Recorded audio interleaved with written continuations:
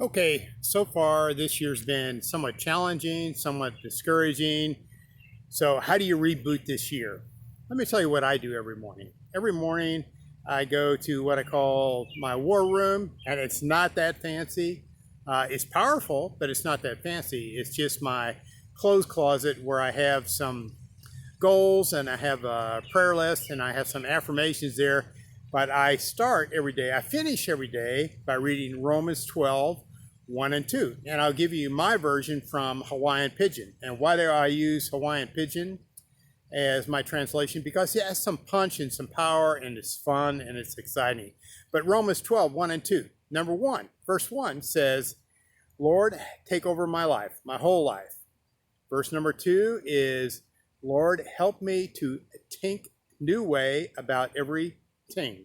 Help me to think a new way about everything. Some versions will say renewing your mind, but that's powerful. Number 1, I'm just acknowledging that I'm not in charge and that I would prefer to listen to the OEM, the original equipment manufacturer, who's in charge of my body, my life, my lifestyle, and who's seen the beginning and the end of my life. And I go to what I call my owner's manual, my Bible, and I read from what's called the 12-step, the Recovery Bible, 12-step version. And I do that again because the notes have some power in them. The notes that about the verses are extremely direct, written for an alcoholic or an addict of some form. And because my brain is hardwired for addiction, whatever I choose to do, it seems like I do it to excess. So I go there and I frame my day. I bookend my day with Romans 12, 1 and 2, so that I can take every single day and reboot it. So I'm offering this to you as some encouragement.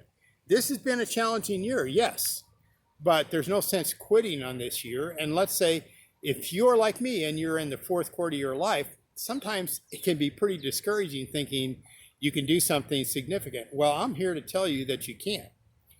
Every day I ask myself this question, someday everyone will say either I wish I had or I'm glad I did. At the end of the day, what will you say? Well, I want to be that person who says, I'm glad I did. How about you?